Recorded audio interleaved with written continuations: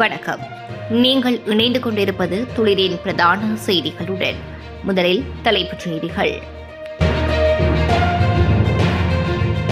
5ஆம் ஆண்டு புலமை பரிசில் பரீட்சை மற்றும் காப்போத சாதாரண உயர்தர பரீட்சைகளை ஒத்திவைப்பது தொடர்பான தீர்மானம்.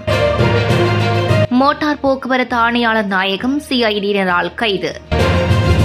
எரிபொருள் போக்குவரத்து கட்டணம் உயர்வு, தொழிற்சங்கங்கள் விடுத்துள்ள எச்சரிக்கை. மலையக பகுதியில் அனைத்து போலீஸ் நிலையங்களிலும் இனி தமிழ் அதிகாரிகளே. ஒரே நாளில் இலங்கையில் கைதாகிய 900க்கும் மேற்பட்டோர். வீட்டு பணிப்பெண்ணின் கைவரிசை 14 பவுன் தங்க நகைகள் மீட்பு. வெடிவிழும் என மிரட்டிய அர்ச்சுனா எம்பி. மானிப்பாய் தவிசாளரின் கருத்தால் சபையில் அமளி. தொடர்பென விரிவான செய்திகள்.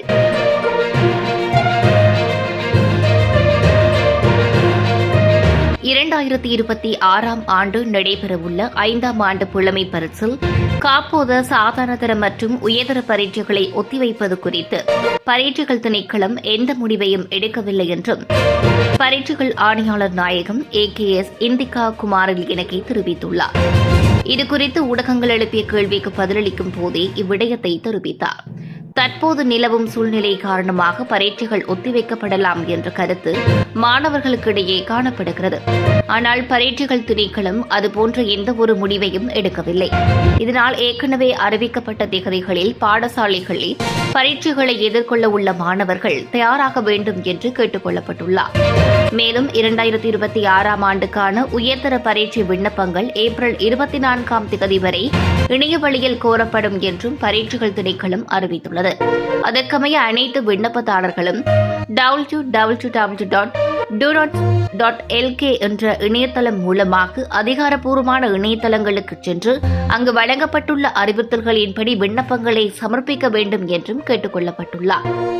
அரசு மற்றும் அரசால் அங்கீகரிக்கப்பட்ட தனியார் பாடசாலை மாணவர்கள் தங்கள் பாடசாலை அதிபர் மூலமாகவும் தனியார் விண்ணப்பதாரர்கள் தங்கள் தேசிய அடையாள அட்டை எண்ணை பயன்படுத்தி தனித்தனியாக விண்ணப்பங்களை சமர்ப்பிக்க வேண்டும் என்றும் அறிவுறுத்தப்பட்டுள்ளது.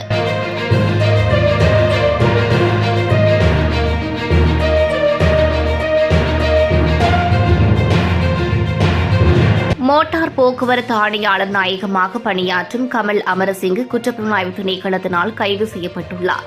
ஒரு வாடகை காரின் சேசிஸ் எண்ணை மாற்றி அதனை போலி பதிவு குழந்தையாக இருந்த குற்றச்சாட்டின் பேரில் அவர் கைது செய்யப்பட்டுள்ளார். கமல் அமரசிங் குற்றப்புலனாய்வு துறையின் நிதி புலனாய்வு பிரிவினரால் கைது செய்யப்பட்டு நீதிமன்றத்தில் இன்று முன்னிலைப்படுத்தப்பட உள்ளார். மோட்டார் போக்குவரத்து ஆணையாளர் நாயகம் கமல் அமரசிங் சிஐடியினால் கைது செய்யப்பட்டுள்ளதாக செய்திகள் வெளியாகிய நிலையில் வாகன பதிவு முறைகேடு தொடர்பான விசாரணைக்காக நேற்று குற்றவியல் புலனாய்வு திணைக்களத்தில் கைது செய்யப்பட்டு இன்று ஒப்படைக்கப்பட உள்ளமை குறிப்பிடத்தக்கது.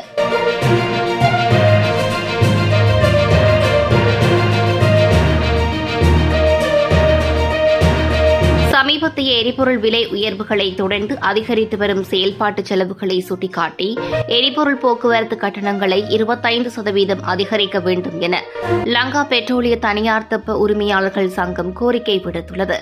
நேற்று முன்தினம் கொழும்பில் நடைபெற்ற ஊடக சந்திப்பில் உரையாற்றிய இணை செயலாளர் சாந்த செல்வா சங்கம் தனது கோரிக்கை குறித்து அரசாங்கத்துக்கு முறைப்படி அறிவித்துள்ளதாகவும் இதற்கு சாதகமாக பதிலளிக்க தவறினால் தொழிற்சங்க நடவடிக்கை எடுக்கப்படும் என்றும் எச்சரித்ததாக தெரிவித்துள்ளார். இது தொடர்பில் சங்கத்தின் தலைவர் AMH அதிகாரி குறிப்பிடும் போது அதிகரித்து வரும் சவால்கள் இருந்த போதிலும் எரிபொருள் விநியோகம் தடையின்றி தொடர்ந்து நடைபெற்று வருவதாகவும் ஆனால் சமீபத்திய விலை உயர்வுகள் தெப்ப உரிமையாளர்கள் மீது குறிப்பிடத்தக்க சுமையை ஏற்படுத்தியுள்ளதாகவும் தெரிவித்துள்ளார். இந்த மாதத்தில் மட்டும் எரிபொருள் விலை 101ஆக உயர்ந்துள்ளது. இது விநியோக பணியில் ஈடுபடுபவர்களுக்கு குறிப்பாக வெளியூருக்கு செல்லும் விநியோகத்தில் கடுமையான சிரமங்களை ஏற்படுத்தியுள்ளதாக தெரிவிக்கப்பட்டுள்ளது. மேலும் இடையூறுகளை தவிர்ப்பதற்காக அரசாங்கம் சாதகமாக பதிலளிக்கும் என்ற நம்பிக்கையை வெளிப்படுத்திய அதிகாரி நெடுந்தூர விநியோகத்திற்கான போக்குவரத்து கட்டணங்களை 21ஆம் தேதி முதல் 25% அதிகரிக்க கோருவதற்காக சங்கத்தின் செயற்குழு ஒருமனதாக முடிவு செய்துள்ளதாக தெரிவித்துள்ளார்.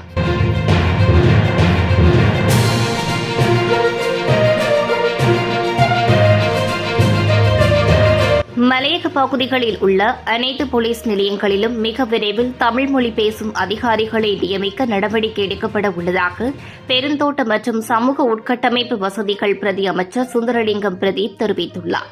ரத்னபுரி மாவட்ட செயலகத்தில் நேற்று நடைபெற்ற பொதுமக்கள் பாதுகாப்பு அமைச்சர் ஆனந்த் விஜயபால தலைமையிலான விசேட கலந்துரையாடலின் போதே இந்த தீர்மானம் எடுக்கப்பட்டுள்ளது.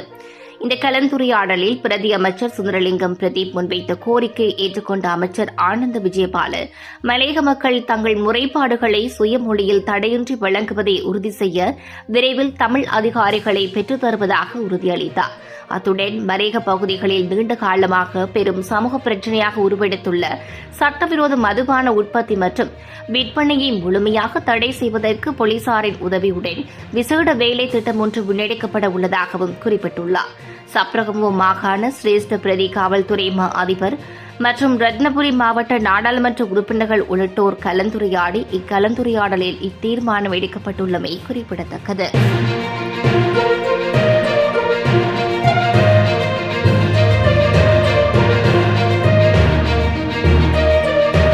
ஜனாதிபதியின் பணிப்புரைக்கமைய நாட்டில் போதைப் பொருளை தடுக்கும் நோக்கிலான முழு நாடுமே ஒன்றாக என்னும் தேசிய திட்டத்தின் கீழ் நேற்று போலீசாரினால் முன்னெடுக்கப்பட்ட சோதனை நடவடிக்கைகளில் சுமார் 934 பேர் போதைப் பொருட்களுடன் கைது செய்யப்பட்டுள்ளதாக போலீஸ் ஊடகப் பிரிவு தெரிவித்துள்ளது.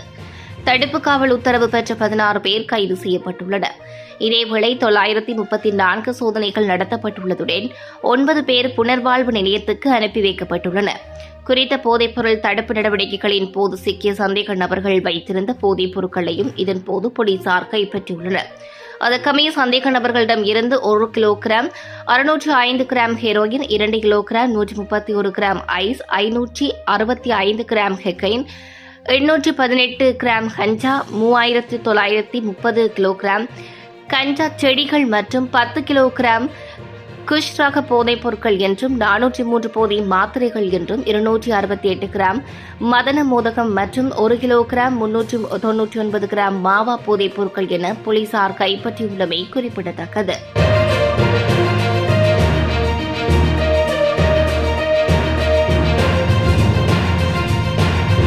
யாழில் களவாடப்பட்ட 14 பவுன் தங்க நகைகள் காவல்துறையினரால் மீட்கப்பட்டுள்ளன. யாழ் குற்றத்தடுப்பு காவல்துறையினரால் நேற்றைய தினம் இந்த நகைகள் மீட்டெடுக்கப்பட்டுள்ளன. சம்பவம் தொடர்பில் மேலும் தெரிய வரும்போது குறித்த பகுதியில் வசிக்கும் கணவனும் மனைவியும் பணி நிமித்தம் பகலில் வீட்டில் இருப்பதில்லை என தெரியவந்துள்ளது. அதனால் வீட்டை பராமரிப்பதற்கென பணிப்பெண் ஒருவரை சம்பளத்துக்காக அமர்த்தியுள்ளார். அவ்வாறான நிலையில் வீட்டில் இருந்த 14 பவுன் நகைகள் காணாமல் போயுள்ளன. இதனையடுத்து அந்த நகைகள் களவாடப்பட்டிருக்கலாம் என யாழ்ப்பாண காவல்துறை குற்றத்தடுப்பு பிரிவில் முறைப்பாடு பதிவு செய்துள்ளனர். இதன் பின்பு விசாரணைகள் துரித கதியில் முன்னெடுத்த காவல்துறையினர் வீட்டில் பணிப்பெண்ணாக இருந்த 53 வயதான பெண்ணை கைது செய்து விசாரித்தனர். இதன்போது அவரிடம் இருந்து களவாடப்பட்ட 14 பவுன் நகைகளும் மீட்கப்பட்டுள்ளமை குறிப்பிடத்தக்கது.